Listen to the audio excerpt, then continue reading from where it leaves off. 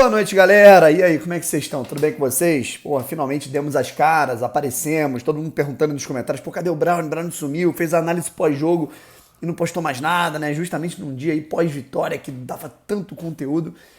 Mas tudo bem, né, cara? Precisava dar uma descansada. Finalmente estamos aqui em Niterói, né? Chegamos em casa, estamos aqui no nosso estúdio, né? Finalmente voltamos lá de São Paulo, e a verdade é que eu tava bem ruim, cara. Eu ainda tô um pouco ruim, né, cara? Eu, como já tinha informado, né, na última sexta-feira, só explicando um pouco do sumiço antes da gente ir nos principais temas aí que a gente tá querendo falar, eu tava me sentindo bem mal e eu, pô, peguei uma intoxicação alimentar aí, cara. Eu devo ter comido alguma coisa durante a semana que não me fez bem, e eu tava bem ruim a viagem inteira, né? Como eu falei, eu fui a trabalho, né, sábado para São Paulo, tomei alguns remédios, fui do jeito que deu, e aí descansei à noite, fui no sacrifício também pro jogo, aí pô, lá a gente lavou um pouco a alma depois da adrenalina baixa, né, cara? Pô, a viagem, pô, cara, passei malzão assim durante a viagem e cheguei em casa e fiquei baqueado, cara.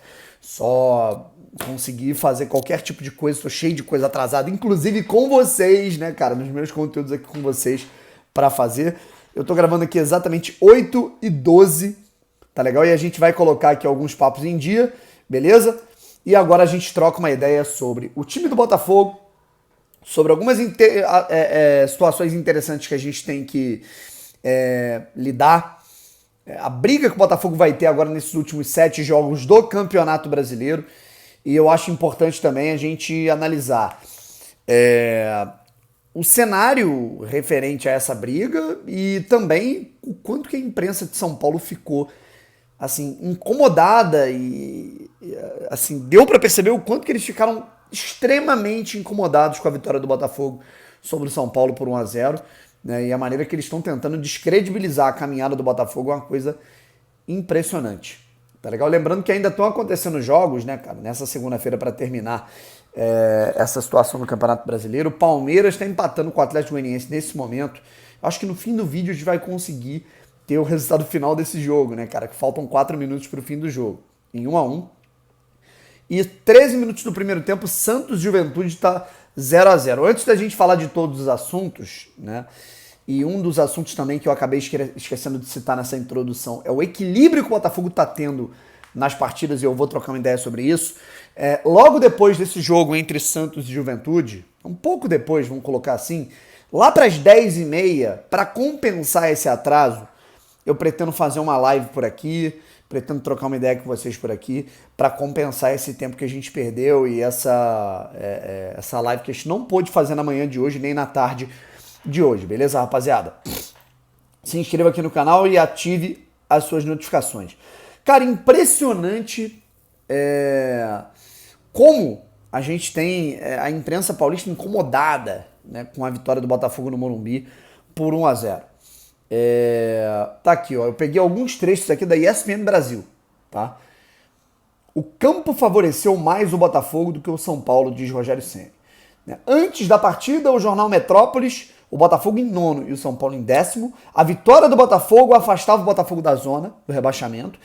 E a vitória do São Paulo colocava o São Paulo como grande favorito para pegar essa vaga para a Copa Libertadores. A ESPN teve mesa redonda antes do jogo falando se o São Paulo era o grande favorito para pegar essa vaga, mesmo tendo América Mineiro e Botafogo na sua frente. E eu quero falar sobre isso também. Deixa eu ver aqui. Não há planejamento para 2023, essa é normal, né? Limpa geral, tudo mais. Essas são mais padrões, né? Ídolo do São Paulo vê SAF como única saída para a solução de sair do buraco. Essa foi até imparcial. E tivemos também o Arnaldo Ribeiro, ex-ESPN, ex-Grupo Globo. Tá? E ele falando, né, no programa dele, né, com alguns camaradas, dizendo que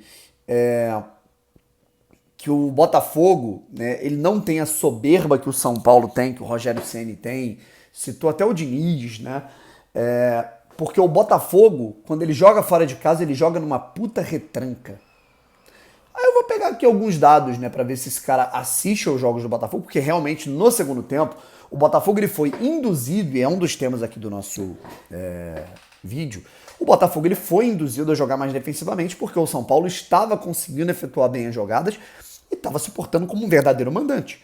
O São Paulo, a partir dos 5 minutos do segundo tempo até o gol do Botafogo, o São Paulo pressiona o Botafogo pela primeira vez. Né? O São Paulo começou a querer jogar e querer a vitória dentro do seu campo. E o Botafogo, obviamente, soube se comportar como não soube lá atrás.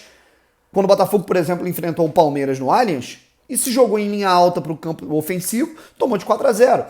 Né? Vencendo o jogo em casa contra o Goiás por 1-0, se lançou em linha alta, tomou uma virada 2-1. Então isso é você saber se comportar dadas as fases do jogo, dados os momentos do jogo e aquilo que o jogo te apresenta. Daí a gente já vai falar um pouco sobre isso. Mas aí eu pego, por exemplo, Botafogo e Goiás. Deixa eu pegar aqui Botafogo e Goiás. O jogo foi 1-0 Botafogo. Né? E eu pego aqui, por exemplo, as estatísticas. O Botafogo chutou 17 bolas no gol do Goiás, enquanto o Goiás chutou 6. Foram 6 na direção do gol contra 1 na direção do gol do Goiás na mão do Lucas Perry. 56% de posse de bola para o Botafogo, 44% para o Goiás, beleza?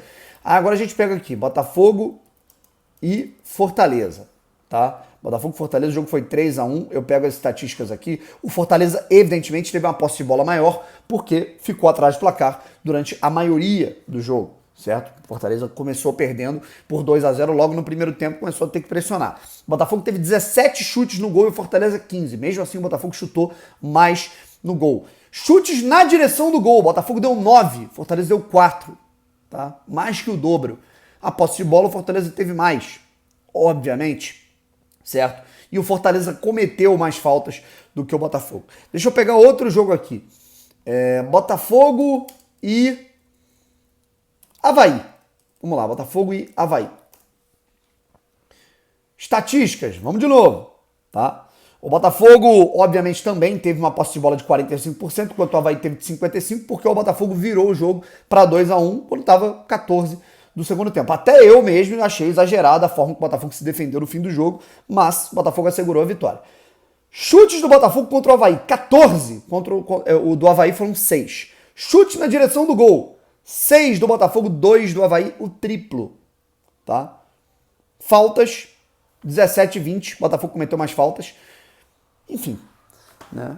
Mostra que não faz o menor sentido o argumento do Arnaldo Ribeiro, ex-jornalista do Grupo Globo e da ESPN, para dizer que o Botafogo joga numa puta retranca todos os jogos. Assim, é impressionante como jornalistas que na minha época, quando eu era assim, moleque, quando eu era pré-adolescente, eram jornalistas de renome, os caras viraram loucos, né? Os caras viraram surtados. É impressionante, certo? Caras que formaram, assim, digamos assim, uma base, um terreno para quem quisesse começar a ingressar, né, na carreira de jornalista esportivo, são caras que fazem o antijornalismo hoje. Isso é muito louco, cara. Juca Kfouri, Mauro César Pereira, Arnaldo Ribeiro. Cara, isso é muito estranho, sabe? Porque eu cresci a vida inteira desses caras falando que, pô, isso não é jornalismo, isso não é legal de se fazer, clickbait não é bom, isso tal. E hoje em dia esses caras fazem tudo isso. Esses caras não apuram, não analisam, não veem números, eles não pesquisam.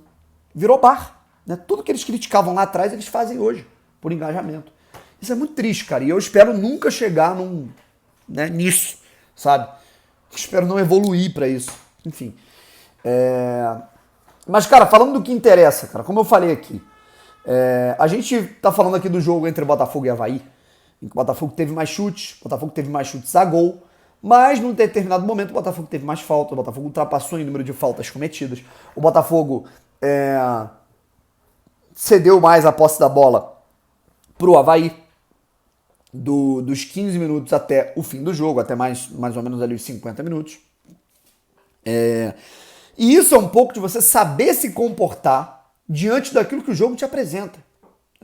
Por exemplo, não tem vergonha nenhuma disso. Eu acho que o Luiz Castro, assim, isso é um elogio pro Luiz Castro, porque para mim ele melhorou nesse sentido. No primeiro turno ele era irredutível em relação ao 4-3-3 dele, a linha alta dele, aos dois zagueiros dele. Tudo bem que tivemos 2 jogos que o Botafogo jogou com 3 zagueiros, né? Isso também foi, né, não foi irredutível. Né? Mas o Botafogo ele tinha uma única forma de jogar e não abdicava disso. E aí o Botafogo morria abraçado com essas ideias e perdia pontos importantes, inclusive contra times da parte de baixo da tabela. Agora o Botafogo está sendo pressionado, mesmo que contra uma equipe muito fraca como o Avaí, que tem como a sua predominância o miolo da área para tentar fazer um gol no jogo aéreo. Você coloca mais um zagueiro. Coloca o Felipe Sampaio ali nos últimos 5 minutos para rebater a bola e ganhar tempo. Tudo bem, isso faz parte do jogo. Né? Igual agora, Botafogo e São Paulo. São Paulo também é um time que no fim do jogo cansa e apela para o jogo aéreo. Né? Coloca mais um zagueiro. O Botafogo terminou ali com 4 zagueiros na linha defensiva. O Canu fazendo a lateral direita depois que o Botafogo fez o gol.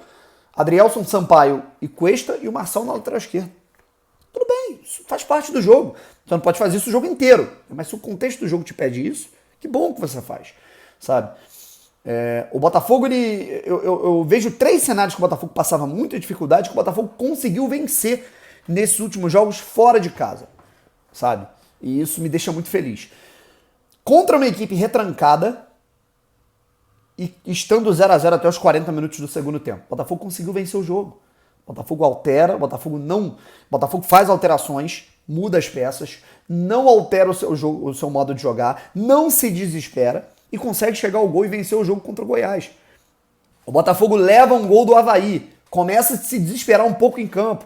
No intervalo, o Botafogo muda completamente a dinâmica e explora o jogo fraco defensivo aéreo da equipe do Avaí. Faz 2 gols, vira o jogo, muda as peças, certo? O Botafogo estava até jogando bem no começo do segundo tempo contra o São Paulo. Aí o São Paulo, aos 7 minutos mais ou menos, começa a martelar o Botafogo, certo? O Botafogo também não se desespera, entende que é um momento de você ficar um pouco mais retraído, mas você precisa encontrar alguma maneira de também encurralar e dar uma resposta para o seu adversário. E deu. Titi faria o gol, teve o Rapa, pênalti, Tiquinho bateu, o Botafogo ganhou por 1-0. Então o Botafogo, sabendo virar jogo, é um Botafogo sabendo bater na pedra até conseguir furá-la e vencer o jogo por 1-0 contra uma equipe retrancada.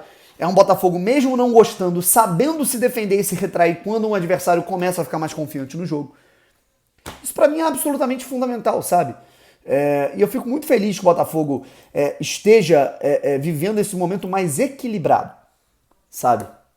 Eu acho que isso é muito importante. E aí, pra finalizar aqui o nosso vídeo, eu quero falar um pouco do cenário desses 7 jogos que restam pro Botafogo. Vamos pegar aqui os jogos do Botafogo que faltam, tá? E eu também não quero cair numa soberba, que eu vi o torcedor de São Paulo, não o torcedor, né, cara? Torcedor, na verdade, torcedor de São Paulo, coitado, né, cara? Pô, os caras tão puto pra cacete, né, cara, com o cenário de São Paulo. Eu acho que é mais a imprensa, sabe? Não é o torcedor. O torcedor de São Paulo não tem nada a ver com isso. É uma torcida que, inclusive, eu tenho uma admiração muito grande. Cara, eles, depois da vitória que o São Paulo teve diante do América, falaram que o São Paulo era o principal favorito a pegar essa última vaga da pré-Libertadores, caso tenhamos um G8, sabe?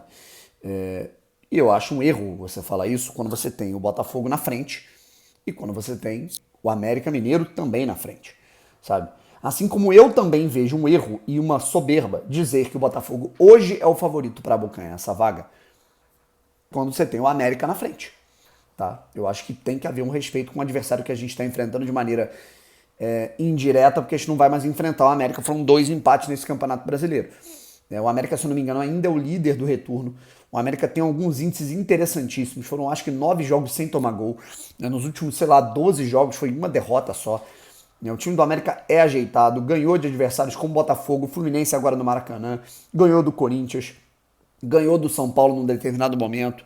Do São Paulo não, perdão. Ganhou do Santos, sabe? Então o América é um time muito chato dentro e fora de casa, sabe? Isso serve também para alguns alvinegros corneteiros, né, que falaram, não ganhou do América Mineiro do Newton Santos, vai ganhar de quem? Meu irmão, teve muita gente que não ganhou do América Mineiro nesse campeonato, né, e não à toa, o América Mineiro no último Campeonato Brasileiro, em 2021, ficou em 8º, e agora está em 8º de novo, faltando 7 rodadas para o fim. Vamos tentar caçar os caras para passar eles? Claro, tá? Mas agora eu acho que tem que ter mais respeito com o América, porque o time do América é um time chato, é um time bom, é um time de boa qualidade, é um clube organizado, é um clube preparado, inclusive, para virar SAF, ainda não virou porque falta ali ajuste de proposta e tudo mais. É um time muito bem treinado, tem um treinador que é experiente. Então, cara, eu acho que tem que haver um respeito também, sabe? E o Botafogo enfrenta adversários muito fortes daqui pra frente, sabe? O Botafogo vai enfrentar o Internacional, caso achei, inclusive, ó, link na descrição para você comprar os ingressos aí e ficar ciente de tudo que está acontecendo aí. A gente já está tendo aí leste inferior, né, quase que esgotada pelo que eu vi. A gente está com 7 mil vendidos. Eu acho que a gente deve estar com quase 10, tá? Porque eu postei isso de manhã. Eu já comprei a leste inferior. Nesse momento, ó, só atualizando aqui que o Santos está ganhando de 1-0 de Juventude. O jogo terminou o Palmeiras e Atlético Goianiense 1-1. O Botafogo vai enfrentar o Inter, que é um adversário muito forte, vice-líder do campeonato. Depois tem clássico com o Fluminense, tá? Também é um jogo muito significativo. Clássico é clássico, tudo pode acontecer e é um time forte. O Botafogo enfrenta depois o Bragantino no Newton Santos, no dia 26. Eu acho que é uma quarta-feira, né? Aí depois o Botafogo vai enfrentar o Cuiabá, né? São 4 jogos seguidos no Rio de Janeiro. Aí depois pega o Galo fora, o Santos em casa e o Atlético Paranaense fora no dia 13 de novembro para completar essa saga. Tá bom, rapaziada? Eu diria que nós temos uma sequência de 3 jogos cascudos, embora o Bragantino não esteja bem. O jogo contra o Cuiabá eu acho que vai ser mais tranquilo, porque o Cuiabá tá caminhando para cair. Atlético Mineiro vai ser um confronto chato, óbvio. O time do Atlético é melhor e vai estar jogando em casa, embora não esteja bem. Botafogo e Santos também é um confronto parelho, embora o Botafogo esteja em casa. E Atlético Paranaense, vamos ver o que vai ser do Furacão depois dessa final da Libertadores, como é que eles vão estar em termos de clímax e de, vontade para esse jogo, se eles já vão estar com a vida resolvida. Beleza? É isso, rapaziada. Lembrando que depois desse jogo entre Santos e Juventude, eu volto aqui para trocar algumas ideias com vocês, tá bom? Para tirar esse atraso, e já tem vídeo amanhã de manhã também. Fui!